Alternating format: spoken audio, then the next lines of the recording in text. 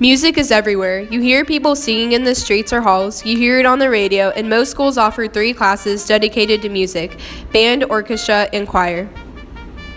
We all know it has an impact in today's life. When you hear, "Oh my God, did you hear the new Drake song?" They sometimes can inspire people, like "Fight Song" by Rachel Platten, and some songs can create controversy, like "Famous" by Kanye West.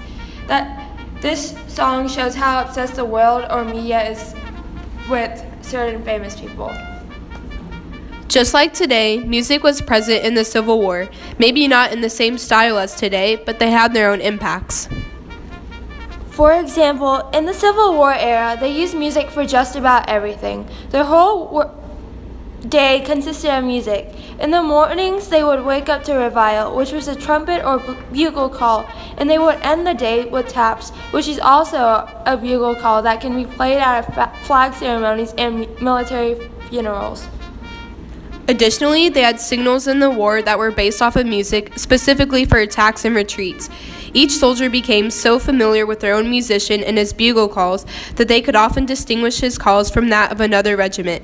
Like the cavalry, artillery units also used bugles in camp and on the battlefield. One could tell who was camped where by the sounds of drums or bugles being played. Musicians would be on the battlefield just playing music while bullets were passing their heads. You know how people today go, musicians have it easy and they put little to no effort in playing. Well, musicians in the Civil War had to have a lot of determination because they could have easily been shot or killed while playing music in the battlefields. The North and South had different types of music. Each side's music basically were influenced by their beliefs. North music was mainly about the patriot cause and building the Union back together. They mentioned famous leaders and important people, and some were about the battles. In some of their songs, they talked about the South, mainly criticizing them and calling them foolish.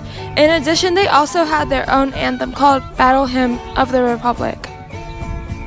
Southern music was about what they believed in slaves and being independent. The whites had their music and the colored had their music too, which they sang while working in the fields. They also criticized the North in their songs. Their anthem was called Dixie, or I Wish I Was in Dixie. It wasn't actually an anthem, but they considered it their anthem. Dixie is what they called their home or the southern states. It was a favorite song of Abraham Lincoln, and he had it played at Lee's surrender at Appomattox Courthouse.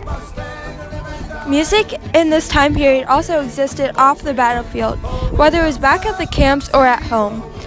On the battlefield, in addition to the signals that the armies had, songs were played. Sometimes they played the whole songs at once. It was once said that the power of music was the equivalent to 1,000 men. And General Lee himself said, "I don't think we could have an army without music." At camps where the soldiers stayed, they used music as motivation or to just remember their families back at home. One weird thing that music did to people is it helped each side, Union and Confederates, put aside their differences to play music together, sometimes even having music battles on who could outplay the other. At home, they used music to recruit soldiers or to remember the fathers, brothers, or sons who were fighting in the war. This style of music has influenced style today. Some of the music industry's top hits or artists were inspired by war music, such as Elvis Presley. The drum lines and rhythms they use for war marches are sometimes the foundation of songs today, such as Beyoncé's Run the World, Girls. Just like we have popular songs today, there were popular songs back then as well. Known as the most dangerous song of the Civil War is Bonnie Blue Flag. The blue flag with the single white star in the middle was a symbol of secession and an unofficial flag of the Confederacy. The song came out when the sheet music industry was booming during the 19th century. With these conditions, a song popularized in New Orleans came to be known as a controversial anthem of the Confederacy. In May 1862, Union forces entered New Orleans, and from that point to December, General Benjamin Butler from the Union ruled over the city. He was known for having severe social policies, one of which ordered that owning or singing one of the most popular songs of the period became an act of treason. Arrest records from New Orleans revealed that many men and women were regularly arrested for singing Bonnie Blue Flag. After the South collapsed in the war, the song was revived as a symbol of lost cause mentality in the midst of 50-year commemorations of the war.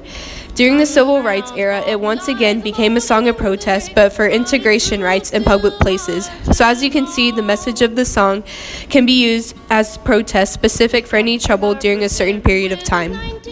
The words to another popular song, John Brown's Body, went through many variations. In the original version, the song isn't about anti-slavery John Brown you'd think it would be about. Instead, he was a soldier in the Union Army in a Massachusetts regiment who had the name John Brown. The song became a way for his fellow soldiers to tease him. As the song passed on to other regiments, people still had no clue they were singing about the soldier John Brown. Different groups added different verses to the song to fit their experiences. What's interesting is the image of John Brown changed over time too. People add different interesting characteristics to the story, just like soldiers would add lyrics to the song. Slowly it became one of the Union's favorite marching tunes. It started as humorous folk humor, but most who sung it assumed that John Brown's body lies moldering in the grave was a strangely worded tribute to the underestimated pipsqueak of a soldier, not the commemoration of the fierce and bearded John Brown. Now, some songs from this century that are influenced in culture today are either about army or independence. So first of all, there's a very popular song called Firework by Katy Perry, which most of you have heard, maybe even on the 4th of July. Though it is not directly related to the war, it's related to it in terms of motivation techniques. The message explains the importance of revealing your true self to the world and not keeping it a secret. It's kind of a song of celebration or encouragement relating to a song they sung in the Civil War to motivate the soldiers to continue fighting. Okay, so now for our second song, which shout out to Mr. Summer for depriving me of my Beyonce. Here's a song by Beyonce called Run the World, Girls. This song's beat is a drum beat that was used in the Civil War. This is also a form of motivation or inspiration for women to know they shouldn't be disrespected by men, as many often are. However, some women find this song to be disgusting. The repetition of girls and how it's used in parentheses in the title is somewhat offensive to them. Beyonce's message is clear in the song, but it's almost too vague. Supposedly, this famous musician is firing up girls to fight for themselves, while soldiers were taught to fight for their country. We will now end with the Song of Taps, just like how the soldiers ended their day. They sang this at night during the time of war, however it wasn't named Taps until after the war. It was originally called Extinguish the Lights. This song told soldiers to put out the lights and to go to sleep. It was even performed as a bugle solo that only consisted of 24 notes. The story of Taps originates from when the Union Army Captain Robert Ellicombe heard the moans of a soldier in the night. He risked his own life and brought the man back for medical attention without knowing if he was a Union or Confederate soldier. He saw he was actually a Confederate soldier, and when he saw his face, he realized it was his own son. The boy had been studying music in the South when the war broke out. Without telling his father, he had enlisted in the Confederate Army. Heartbroken the next morning, he asked permission for a full military burial. He wanted a group of Army band members to play at his funeral, but the request was denied since the soldier was a Confederate. However, out of respect, they did say they could give him one musician. The captain chose a bugler. He asked the bugler to play a series of notes he had found on a piece of paper in the pocket of the deceased young soldier. The once haunting melody that we now know as taps, played at military funerals and flag ceremonies, was created.